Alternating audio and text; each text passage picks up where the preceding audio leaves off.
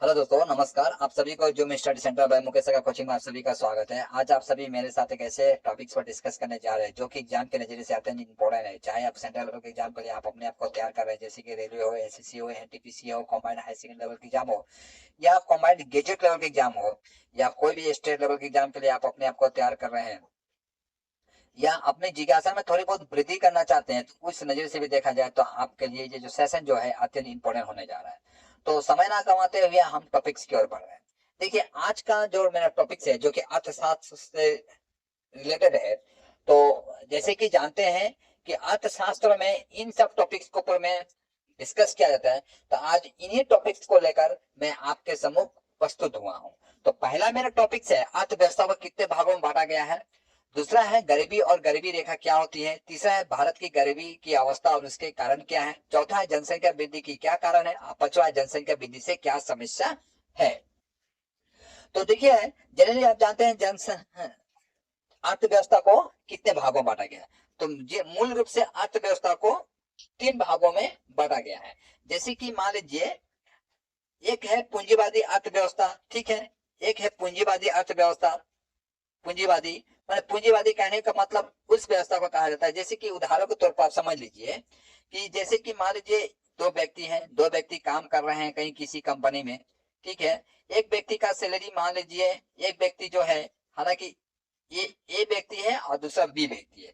तो ए व्यक्ति जो है, मान लीजिए वो 10 पास है, हालांकि बहुत साल पहले से ही काम कर रहा है कंपनी में। और वहीं बी व्यक्ति जो है आपका बीए है, और जो कि कुछ साल ही होता है। तो क्या होता है, जैसे कि मान लीजिए ए व्यक्ति का सैलरी था आपका 20,000 रुपया, और जो बी है उसका सैलरी है आपका 25,000 रुपया, ठीक है। तो किसी कारणवश मान लीजिए कंपनी के मालिक को लगा कि एक काम करते हैं, इसको 20,000 को हटा देते हैं और इसके काम को हम इसमें जोड़ देते हैं, ठीक है। यानी 5,000 रुपया जोड़ देते हैं, तो 30,000 में हम ये काम करा सकते हैं, मतलब स्टाफ का कटौती कर देना। यह है कैपिटलिज्म। मतलब कैपिटलिज्म कहने का मतलब यह है कि टैलेंट आपके पास है और पैसे आपके पास है, आप टैलेंट दिखाइए, पैसा लेकर जाइए, ठीक है। वहां मर्सी नाम का कोई चीज नहीं होता है। और वहीं दूसरी एक अर्थव्यवस्था है, वो है साम्यवादी, ठीक है। साम्य, इसका उदाहरण आप सटीक उदाहरण अगर लेना चाहेंगे तो चाइना को ले सकते हैं। हालांकि चाइना पहला कैपिटलिज्म अर्थव्यवस्था व्यवस्था को नहीं मानता था, जबकि चाइना 1949 में जब आजाद हुआ था, लेकिन धीरे धीरे वो कैपिटलिज्म को ही मानता है। साम्यवादी व्यवस्था, साम्यवादी अर्थव्यवस्था कहने का मतलब ये होता है, माने एक कमाने वाला और इसके पैसे को क्या किया जाता है, डिस्ट्रीब्यूट कर दिया जाता है अन्य लोगों में, ठीक है। सरकार टैक्स के हिसाब से के माध्यम से इनसे पैसा लेती है और उस पैसे को क्या करते हैं, गरीबों में डिस्ट्रीब्यूट कर देती है। जैसे कि मान लीजिए गरीबों के लिए चावल बांट देना, गरीबों के लिए कमल बांट देना, या कुछ और भी मौलिक जो चीजें होती है, तो गरीबों में सरकार क्या कर देती है, बांट देती है। ऐसी व्यवस्था को हम क्या कहते हैं, समाज साम्यवादी अर्थव्यवस्था, ठीक है। दूसरा है, तीसरा है आपका समाजवादी। तो समाजवादी अर्थव्यवस्था क्या होता है। समाजवादी देखिए, जनरली हमारा संविधान में ये वर्ड है आपका 1974 ईस्वी में 42 अमेंडमेंट के तहत इस वर्ड को जोड़ा गया था, ठीक है। कौन सा वर्ड को, समाजवादी अमेंडमेंट, ठीक है, इसको जोड़ा गया था। तो यहाँ से भी प्रश्न, परीक्षा में प्रश्न पूछा जाता है कि किस अमेंडमेंट के तहत समाजवादी, एकता और धर्मनिरपेक्ष, ठीक है, ये तीन शब्दों को जोड़ा गया था। तो 1974 के तहत 42 अमेंडमेंट के तहत समाजवादी, एकता और धर्मनिरपेक्ष तीन शब्द को हमारा संविधान में जोड़ा गया था। तो समाजवादी जो अर्थव्यवस्था है, ठीक है, साम्यवादी नहीं, साम्यवादी जो है इसका रसिया उदाहरण है, ठीक है, रसिया इसका उदाहरण है। और समाजवादी का सबसे अच्छा उदाहरण देखा जाए इसमें कौन है, आपका भारत। तो समाजवादी क्या होता है कि देखिए इसके अर्थव्यवस्था को, अरे समाजवादी अर्थव्यवस्था का मतलब पूंजीवादी और आपका समाज साम्यवादी, दोनों को मिलाकर यदि कोई सिस्टम बनता है वो है समाजवादी, ठीक है। इसके व्यवस्था को ही हम समाजवादी कहते हैं, जिसका उदाहरण, सटीक उदाहरण आपका कौन है, भारत है। तो इस आशा करूंगा कि आप पहला टॉपिक्स अच्छी तरह से समझ गए होंगे। दूसरा है गरीबी और गरीबी रेखा क्या है। देखिए गरीबी और गरीबी रेखा देखा जाए कि यदि कोई आपसे पूछे कि गरीबी क्या होता है, तो आप क्या बोलेंगे? रोटी कपड़ा मकान जिसके पास नहीं है उसे ही हम क्या कहेंगे? गरीब कहेंगे। हाँ, अंशतः ये आपका सही है, इसे गलत नहीं ठहराया जा सकता है। ये हमारा और आपका ये डेफिनेशन है, लेकिन सरकार का डेफिनेशन कुछ अलग ही होता है। या विश्व स्तर में देखा जाए तो विश्व वर्ल्ड बैंक है, तो इसका कुछ अपना ही डेफिनेशन होता है। और चाइना तो सब सबसे अलग उसका अपना एक डेफिनेशन है, ठीक है। तो जैसे कि मान लीजिए वर्ल्ड बैंक है, वर्ल्ड बैंक का मानना यह है कि जो व्यक्ति प्रतिदिन $2 कमा लेता है उसे गरीब नहीं माना जाएगा, ठीक है। ये वर्ल्ड बैंक का मानना है। वहीं आपका अर्थ अर्थशास्त्र के नजरिए से देखा जाए तो उसमें कहा गया है कि जो व्यक्ति गांव में रहते हैं, ठीक है, जो व्यक्ति गांव में रहते हैं और गांव में रहकर जो व्यक्ति गांव में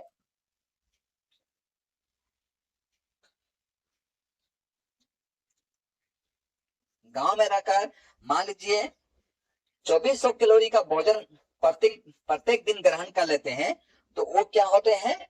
गरीबी सीमा रेखा के अंतर्गत नहीं आते हैं, मतलब 2400 कैलोरी का।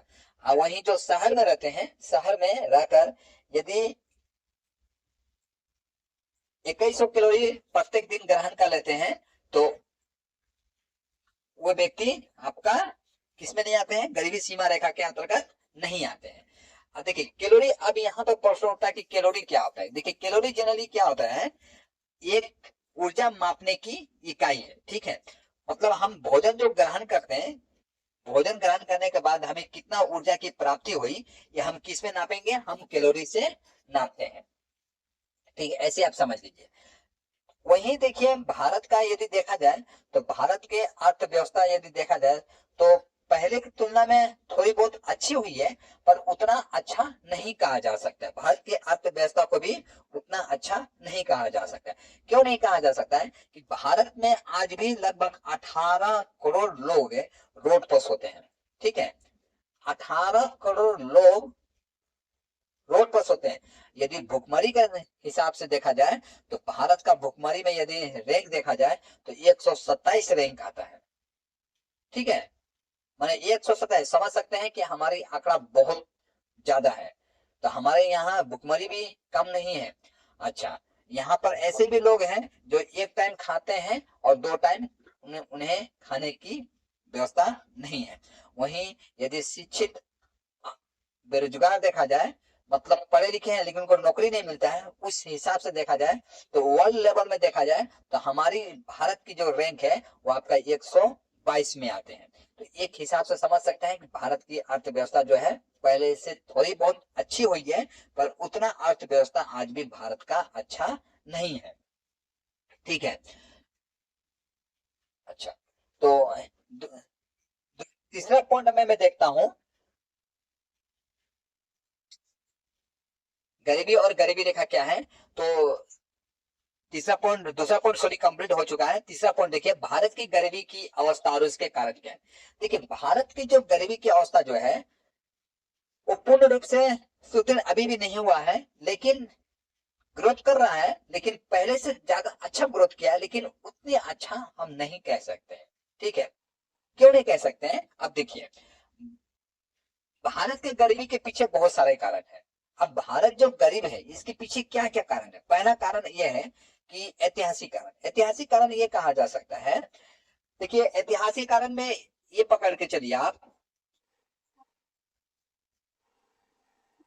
ऐतिहासिक कारण, ऐतिहासिक कारण यह है कि जैसे कि आप जानते हैं कि भारत पर कई देशों का आक्रमण होता है।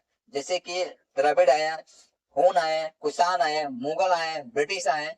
इस तरह से कई साम्राज्य के राजा यहाँ पर आए और भारत पर आक्रमण किए और यहाँ के धन संपत्ति को लूटकर अपने देश में लेकर चले गए। तो जाहिर सी बात है वो धन संपत्ति यदि भारत में होता तो भारत आज भी सोने का चिड़िया कहलाता, ठीक है। मोहम्मद गजनी को आप उदाहरण के तौर पर ले सकते हैं। मोहम्मद गजनी जो है भारत पर एक दो बार नहीं 17 बार आक्रमण करता है, सिर्फ धन संपत्ति को लूटने के लिए। और कहा जाता है कि मोहम्मद गजनी जिस रास्ते से गुजरता था उस रास्ते के साम्राज्य को शमशान में बदल देता था। ठीक है, उसके सामने जो भी कोई आता था तो उसे समाप्त कर देता था और उसकी धन संपत्ति को लूट के लेकर चला जाता था। यानी एक दो बार नहीं 17 बार संपत्ति को लूट कर लेकर गया था। तो ऐतिहासिक कारण समझ में आ गया होगा, मैं ऐसा करता हूँ। दूसरी तरफ जो बचा खुचा था तो मुगल के बाद ब्रिटिश आए, ब्रिटिश भी लूट कर लेकर चले गए, ब्रिटिश भी कम नहीं थे। ठीक है, अच्छा, पहले तो ऐतिहासिक कारण, आप समझ लीजिए। आप सामाजिक कारण, सामाजिक कारण क्या होता है? आज भी हमारे भारत जैसे देश में जाति भेद जैसी प्रथा चलती है। ठीक है, हालांकि पहले से बहुत कम हो गया है लेकिन वर्तमान में चलती है। जैसे कि मान लीजिए कोई मोची लड़का है, कोई मोची लड़का मान लीजिए मूर्ति बनाने का काम करे। ठीक है, भगवान का मूर्ति अच्छी तरह से बना सकता है, तो जाहिर सी बात है जब वो मूर्ति बनाएगा तो लोग जान जाएंगे कि ये लड़का मोची है, तो उसके हाथ से बनाए हुए मूर्ति को नहीं लेंगे।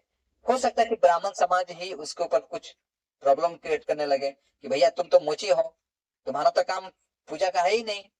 ठीक है, और हालांकि देखिए राइट टू रिलीजियस के हिसाब से वो अपना सही काम कर रहा है, राइट टू वर्क के हिसाब से भी। ठीक है, उसे कोई रोक नहीं सकता है, लेकिन एक मेंटली प्रेशर उसके ऊपर क्रिएट करेंगे लोग, जैसे कि ब्राह्मण समाज है या जनरल कास्ट के लोग हैं। ठीक है, तो इस तरह से समझ सकते हैं। अब जाहिर सी बात है वो व्यक्ति मान लीजिए उसका कला मूर्ति बनाने का आ चुका था लेकिन वो मूर्ति नहीं बनाएगा तो जाहिर सी बात उसकी अर्थव्यवस्था सुदृढ़ नहीं होगी। उसकी अर्थव्यवस्था सुदृढ़ नहीं होगी तो उसके परिवार के नहीं होंगे, उसके परिवार के नहीं होंगे तो जाहिर सी बात है उस राज्य का उस देश का कभी भी नहीं होगा। तो ये एक हिसाब से दूसरी तरफ से ये समझ लीजिए सामाजिक कारण। ठीक है, सामाजिक कारण। अब तीसरा जो कि अंतिम है इसे समझ लीजिए आर्थिक कारण। अब आर्थिक कारण क्या हो सकता है? आर्थिक कारण देखिए ये होता है कि जैसे कि मान लीजिए कोई व्यक्ति, हमारे जो किसान भाई हैं मान लीजिए खेती पर डिपेंडेंट है, लेकिन खेती करने के लिए उनके पास उचित जमीन नहीं है। ठीक है, या उनके पास आवास नहीं है, या फसल का उत्पादन जो होना चाहिए उस हिसाब से फसल का उत्पादन नहीं हो पा रहा है, या एक समय में फसल उत्पादन हो रहा है दूसरे समय में वो ऐसे बैठकर ही समय को बिता रहे हैं, या जो युवा है मान लीजिए पढ़े लिखे हैं लेकिन उनको उस हिसाब से पढ़ाई लिखाई के हिसाब से उनको जॉब नहीं मिल रहा है, या जॉब के लिए जो चीज चाहिए उनके पास वो शिक्षा नहीं है क्योंकि उनको ऐसा माहौल नहीं मिल पाया।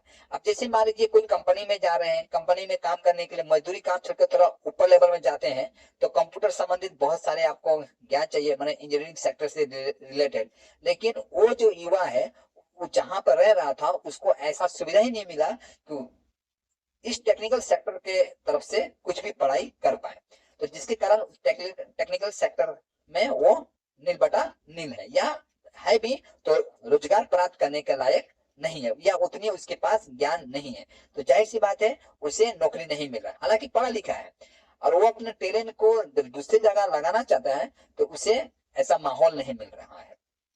तो आर्थिक कारण ये भी हो गया। ठीक है, तो एक हिसाब से देखिए अगर यदि एक युवा नहीं कमाता है तो इससे क्या होता है, देश का विकास नहीं हो सकता है। क्योंकि देखिए अमेरिका जैसे लोग, ठीक है, अमेरिका के लोग यदि देखा जाए आज अमेरिका का एक व्यक्ति भारत से, भारत का 82 आदमी को माने 82 व्यक्ति का धन संपत्ति को आप संग्रह करके एक जगह रख दीजिए, उतना अमेरिका का एक व्यक्ति के पास है।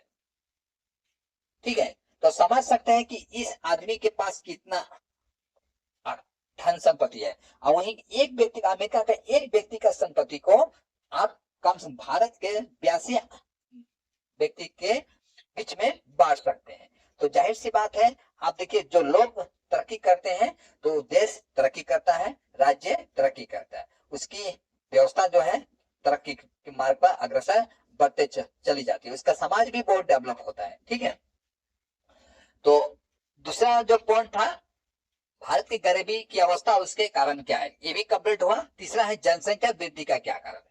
देखिए अब ये समझिए जनसंख्या वृद्धि का क्या कारण, भारत में जनसंख्या वृद्धि का यदि कारण पूछा जाए तो पहला पॉइंट होगा उच्च जन्म दर। उच्च जन्म दर क्या होता है कि देखिए कि जो पहले उच्च जन्म दर भारत में जब पहले बच्चा जो जन्म लेता था तो लगभग 1000 यदि कोई बच्चा जन्म लेता था तो उसमें से 125 बच्चा क्या हो जाते थे, मर जाते थे। वो जन्म के बाद मरे या माँ के गर्भ में ही मर जाए। क्यों मर जाते थे?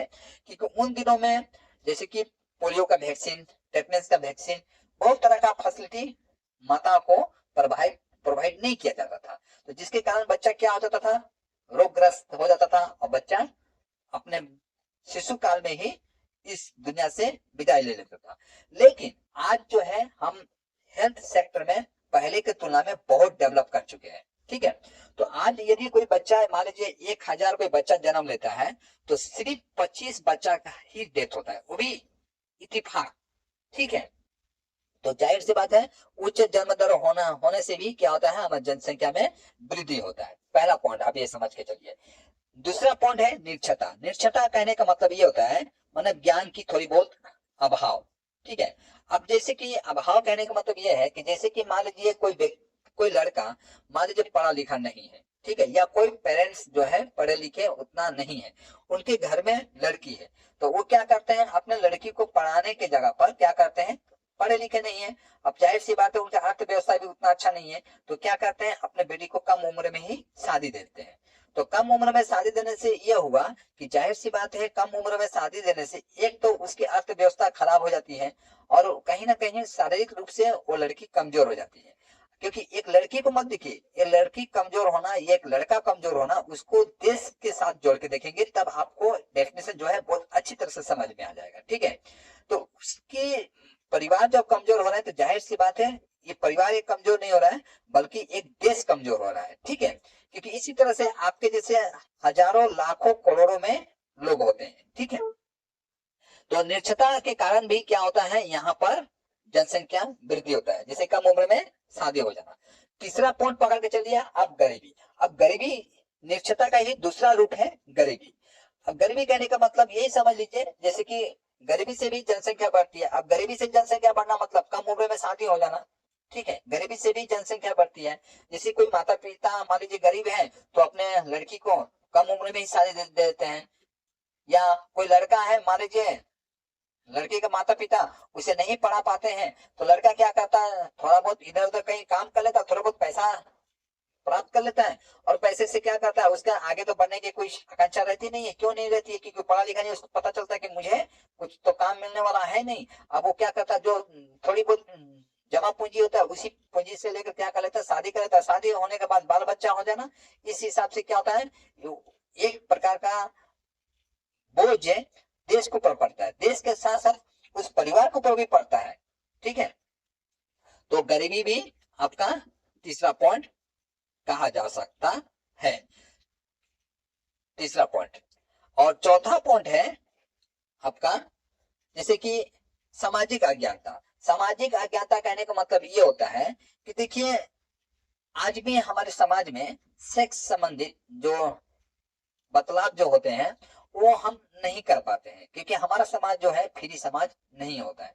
जब फ्री समाज नहीं है तो जाहिर सी बात है, सेक्स समाज कहने का मतलब जैसे लिंग संबंधित। ठीक है, तो लिंग संबंधित हम वार्तालाप जो है ना अपने टीचरों से कर पाते हैं, ना अपने बड़ों से कर पाते हैं, और ना ही हम क्या है अपने माता पिता से कर पाते हैं। हालांकि देखिए स्कूल लेवल से ही बच्चों को ये सिखाया जाता है या सिलेबस में भी है, लेकिन क्या होता है कि हम ना उसे पढ़ते हैं, हालांकि एग्जाम में आता है लेकिन हम पढ़ने में इंटरेस्ट नहीं रखते हैं, या शिक्षक हमें समझाते भी हैं तो उतनी सरल भाषा में नहीं समझा पाते हैं जितना हमें समझ में आना चाहिए।